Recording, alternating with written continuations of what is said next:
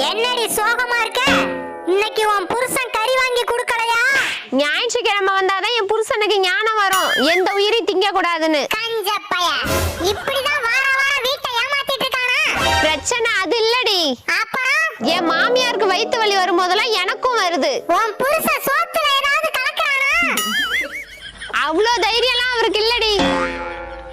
ஒருவேளை உனக்கும் உன் மாமியாருக்கும் பூர்வ ஜென்ம பந்தம் இருக்குமோ?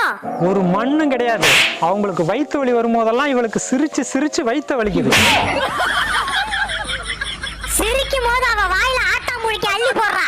சிக்கி திக்கி விக்கி சாவட்டும்.